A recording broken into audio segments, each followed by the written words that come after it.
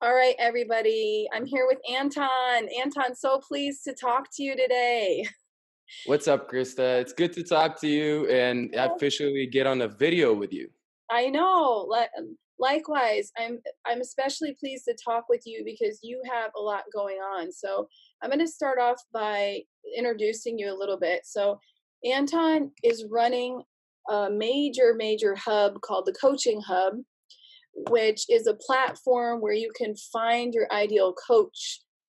Is that correct? Coach or coaching package between multiple coaches. Nice, nice. I love it. And this is so needed. So, why don't you just tell us briefly why you started the Coaching Hub? Long story short, it starts with why I wanted to become a coach. And I was in corporate world. I was in health and fitness for a long time. So I was doing like health coaching and nutrition coaching and physiology coaching, but we weren't considering that coaching back then. It was personal training or, specifically on the health side. Mhm. So, but then I got into leadership and I started making my way through management. And then I started doing weekly coaching sessions with my managers that were working under me. So then I became and started studying the world of coaching. And they kept telling me, Anton, you see something in us every day that we don't see in ourselves. And you're pushing us to these levels that we don't think we're capable of sometimes, but somehow we get there. And I realized that I was in training because I like developing people, but then, and I like leadership for that reason for the Marine Corps. So then I was like, all right, how do I marry these things? And I really started researching. I found out that's what coaches did and consultants. And I saw that consultants, you needed to have this fancy degree and you needed to have some experience in business analytics. So I was like, okay, let me go coaching route. So as I am always, I never went into coaching to be a coach long term. I wanted to understand the industry so I could help other coaches because Mhm. for me, I can do one thing, but if I get other people to do that same thing in the same great way, but multiply it, obviously we can impact more lives. And my personal mission is to help, over 10 million people. So obviously I can't do that individually, or at least not in the current capacity. So Coaching Hub started because I started coaching. I saw the problems. I saw how mystic the coaching industry is. Mhm. It's everybody thinks a coach is a life coach or a career coach. Like that's or even less than that is going to be just a health coach, a trainer. But there's so much uh, granular detail that has occurred in coaching, but people don't know about it. The Mhm. other part that this is creating a problem is that people are buying coaching without really knowing what they're getting into. They're thinking, okay, it's this thing that's supposed to solve all my life problems, and I'm a roadblock right now, and I have a fork in front of me, and I don't know what to do. And this person is gonna, Houdini me into a magic place where everything's gonna be amazing. And that's kind of the feel that people are putting out there because people are talking about coaching from a very fluffy standpoint, and coaching is not fluffy, or at least in my opinion, good coaching is not fluffy. And I'm sure we'll talk about that more. So then Coaching Hub came around because I wanted to create something transparent. I wanted something to be, I'm going to use these brands because it makes you understand it. I wanted to create the Amazon of coaching where we didn't own the coach. It wasn't about us. It wasn't about, them. It was just bringing a bunch of small brands together to create the most choice filled platform for our members that's unaffiliated with anybody. And basically a coach can come in or a person client can come in, take a look at a coach's interview, a personality, a video interview, just like we're doing right now, Mhm. asking questions, and through that, be able to, uh, I say, match.com to their coach, right? You find out all their little details, you're scoping out their picture, their personality before you even click send that you like them or whatever. Well, before you even send an introduction to a coach saying, hey, I'd like an intro call, what is their system? Why did they become a coach? What is their personality like? Who's their ideal client? What are they after for their clients? I want to know that beforehand, right? Because experienced coaches have a system. If you've talked to experienced coaches, yes, it's custom tailored to an individual, but every coach is going to have a general outline because they've done it so many times. We were talking earlier about, partners working together and you have a system from that because you've done it yourself. And it's going to be custom tailored to an individual, but here are the pieces that are going to be important. So long story short, that's really why Coaching Hub came around. That is so valuable. I think that up until now, we don't really have a lot of places to look for coaches. So I know that there's the ICF, which is the International Coaching Federation. They have a website, and obviously, anyone who has become certified through their program should be searchable there, but that's actually not what all coaches are, correct, Anton? I mean, ICF certified coaches are only one type of coach. So what other, like, what do you think? Let's back up and say, before we say where we can find them, like, what is coaching to you? Because there's also this definition of what coaching should be or what it should not be. And if you're not ICF certified, you're probably not a real coach, so you can't call yourself a coach. So what's your opinion about all that definition? We have to bring it back to, we live in modern world, people, and we don't no longer need degrees to be great at what we do in a real job. You know, Google now went out publicly announced that they don't need degrees to come work for them. Why? Because you can be a brilliant mind that chose to go in another direction, right? So you had an amazing corporate background that you now can take and translate into private experience that you can help people drastically. Just, I mean, just amazing things that I've seen the conversation that we had. But you may not have a certification that says that. On the other hand, there's people that have that certification because they freshly came out of school and chose to go after the certification versus getting the background. Which one's better, Mm-hmm. right? And some would say one thing, some say the other. I'm going to say the background. I'm going to say the person that's lived it, done it with a bunch of different people in a bunch of different cases that has a system, just doesn't have the letters next to their name. So, but you can be a person who could go on social media and promise everything they want. So that's kind of that catch 22, right? You got to be a smart consumer. You got to be a smart client here, because social proof, this thing that people like to talk about, what the hell is social proof? I can go to a, Lions Club and take a bunch of videos of me talking for free in front of important people in jackets and present it like I'm doing a big paid conference, right? You Right. never know that. So then we're using that to prove that that person knows what they're talking about. So ICF gives a little bit of that credibility that I Yes. think is important, but it shouldn't be overlooked that a lot of amazing coaches never bothered to go through the rigidness of specific stipulations, right? 60 hours of training plus X amount of clients. Some new people like yourself or me, if I don't count my training health clients, I don't have enough training hours yet to be a master coach. But I consider myself a master coach if you ask my clients and the things that we've accomplished together with over 300 clients in fitness that I've done life coaching with through the process. I Mhm. consider myself a master coach, but I don't have the, whatever the MC, I can't remember exactly what it is, but that designation behind my name. Well, it's great that you made the analogy between, you know, global credibility, because I think now we're moving away from diplomas into a lot of unknown territory. Like you said, Google has announced that. Mark Zuckerberg gave a famous interview, I think, a few years ago, saying that he could care less what diploma the person has who comes to Facebook. So I think we're moving away from traditional standards, but that does open up the door for a lot of phonies and, like you said, people who have fake social following. Right now, we're talking a lot about how likes don't mean much, and there's a lot of paid reviews. So people will even go as far as to have others pay to give them a positive review. And so it's very hard to vet people. So let's move back. So I think that's a little bit what you're trying to do with Coaching Hub, is provide a way for them to vet coaches. So I suppose your standards of letting someone put their name on Coaching Hub is also quite high, because you would never want to have any fake coaches associated with your brand.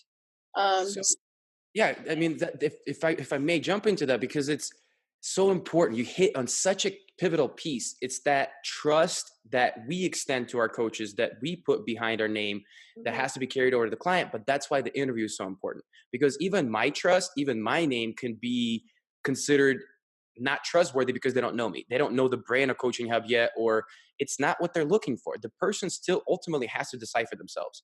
I think that that's why it has to be a live interview. And if you're a person that's been around people for a while, it's not a 2-minute conversation. It's about a 10-minute conversation that covers lots of different areas. And you can kind of tell, I can tell if a person's been doing it for a while. I can tell in what area they're very strong and can add a lot of value, in what area they may be weak and they're trying to be a jack of all trades, but they're actually master of one and should love to be a master of one.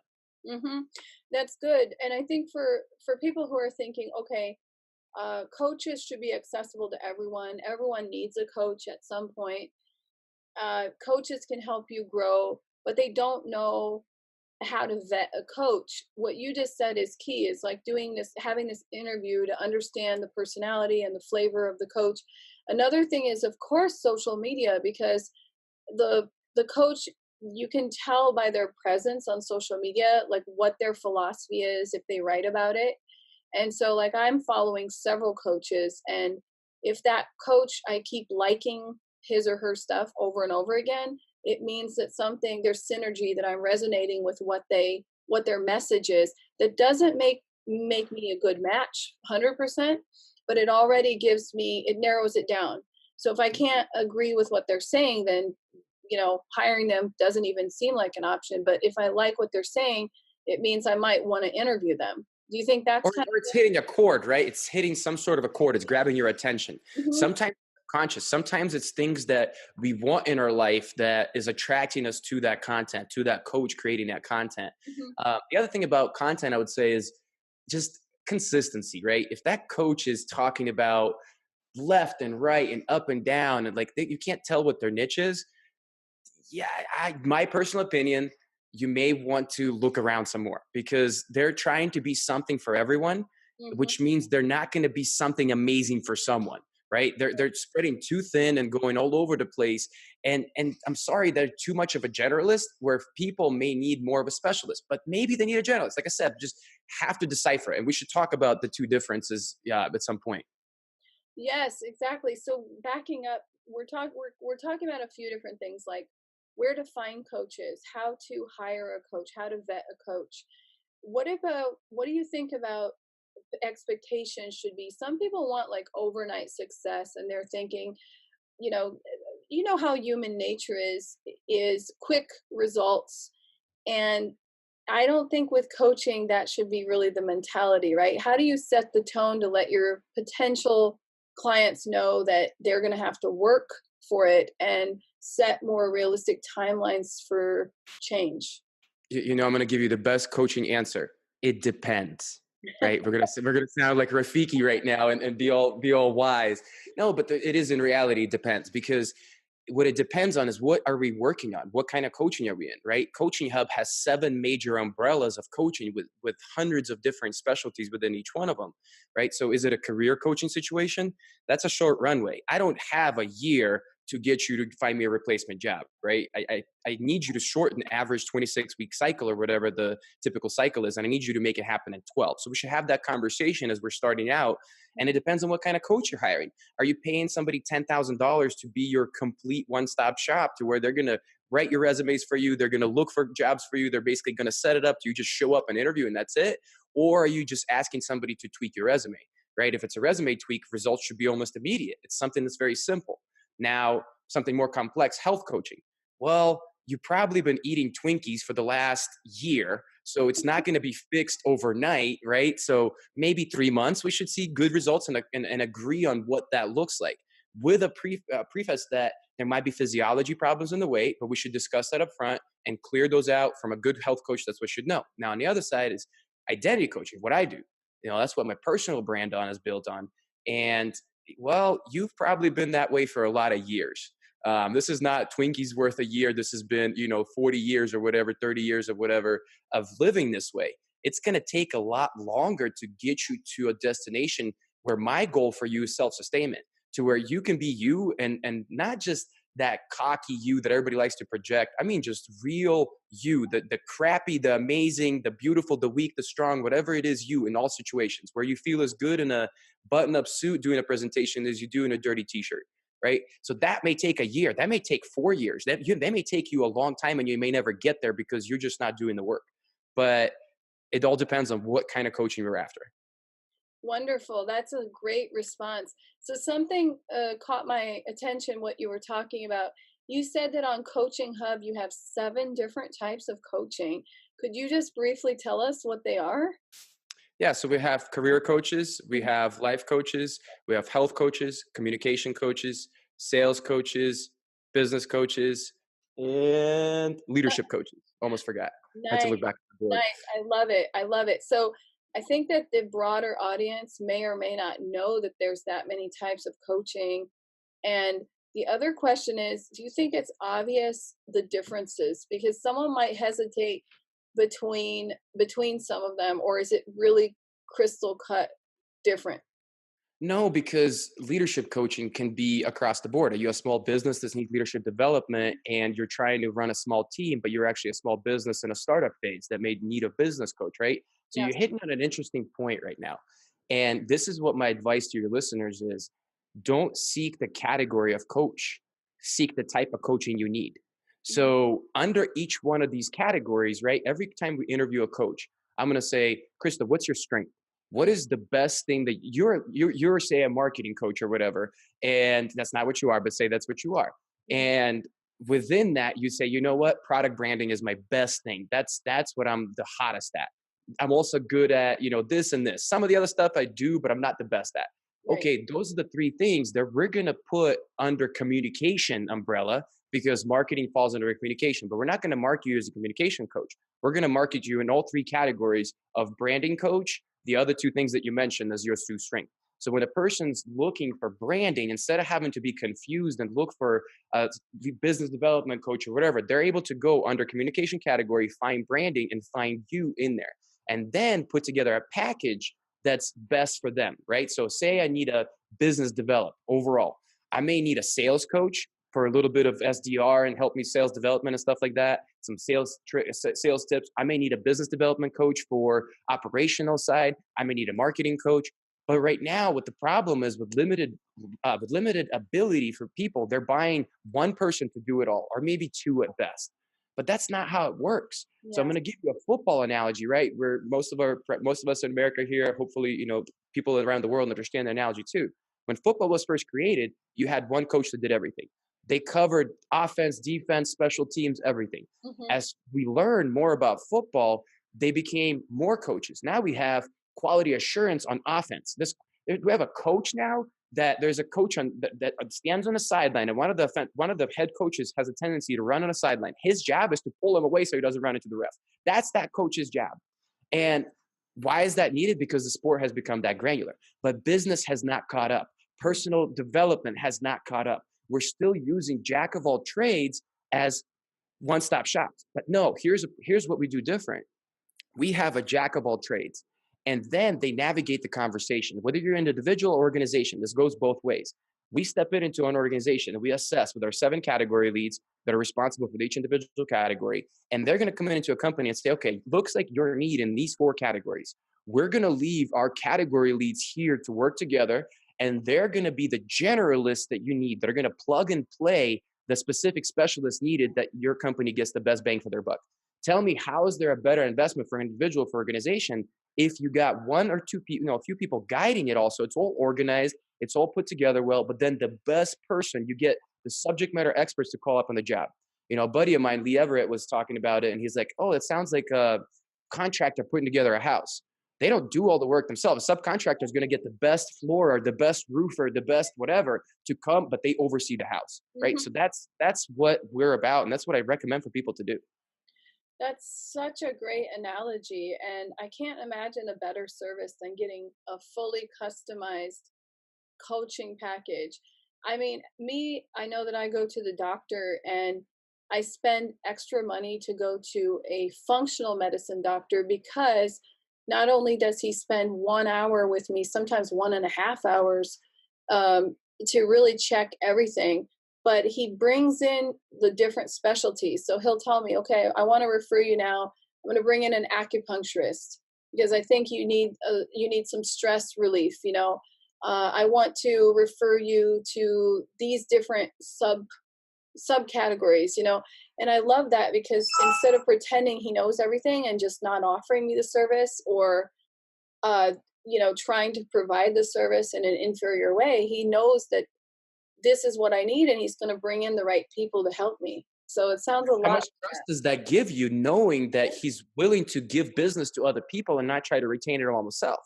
That gives trust, it gets referrals, and it gets coaches filled up and doctors filled up with the things they love doing, versus trying to take clients they shouldn't be working with because they're trying to keep what they shouldn't keep. Well, also it provides one point of contact. Like when I ran my digital agency, it was really important to have an account manager who owned the client relationship. And that account manager would know so well the needs of that client. And every time there was an update, there was a new need coming in, the client would only interface with the account manager. So the account manager would know his business or her business inside and out. But then the account manager would be kind of like the one who bridged the gap to communicate with the other team members who needed to help out on the campaign, you know? And so, and as a product manager now, I do that all the time when I do product management, is I go to different teams and I have to kind of translate the needs of the customer, you know? And so that this is such a great system because you're getting a lot of quality instead of the customer going out and trying to explain to 20 different people and there's misinterpretations and there's no one really looking out for that customer's interest. You guys are taking it over. You're looking out for the customer. Or Uh, here's the other side, people pulling the customer in multiple directions, and it's not actually in the synergistic direction, right? And this is the problem with people working with multiple coaches. You know, we've talked about this. I'm like, if you're working with multiple coaches, somehow they need to be communicating, because one could be thinking they're helping you, but that's against what the other one's coaching, or it's a step ahead, right? And it's just confusing you. And you're like, I used to be a recovery manager for my previous company I used to work for, and I would come in, and the manager before me usually failed because they listened to too many people at once. And I'm sure you can nod your head at this and experience it in corporate world, because their operation person is telling them this, their salesperson is telling them this, their GM's telling them this, whatever it may be. And they're trying to do all of it and nothing's working because it's not meant to work all at once, right? That's by consensus. We in product management, we don't let too many people come into the meetings because of that reason. We don't want that pressure. It's like trying to follow 5 diets at the same time. In the end, you just want to shoot yourself. You're like, there's no way. I just was told this was the most evil food in the world, and now the very next person I Yes. spoke with says it's a good food. I so relate to this. So I love what you're doing because you're going to help so many people do it the right way.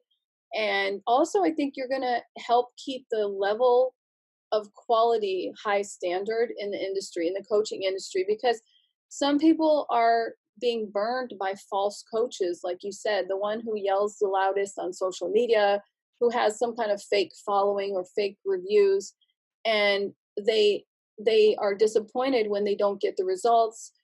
Then they write off the whole profession as being a hoax. They think coaching isn't legit, and it's only because they worked with someone who was bad and they didn't know how to pick the right coach, you know? And So this, then you mentioned reviews. Read reviews like you read resumes, right? You don't read a resume going, okay, this is all true. Like you're looking at it, you're going, all right, I know some of it's been skewed. Is it specific? Is it just generalities that they're talking about? Oh, this person's amazing, blah, blah. What did they help you achieve? Where did they get you through? What was the point A and what was the point B? Is it measurable? Is there an actual outcome? When you're looking at coaches' reviews, look for those specifics. that's such a great point. So I think what you've talked about everything that I wanted people to know today, honestly. And the main thing to conclude is where to reach you. So I'm going to put your contact info in our video so that in the end people will know how to find Coaching Hub and find the right coach for them. And thank you so much, Anton. This has been great, and I hope that we've cleared up some of the confusion for people about coaching and where they can find coaches. So thanks so Thanks. much Thanks for again. having me. This has been great.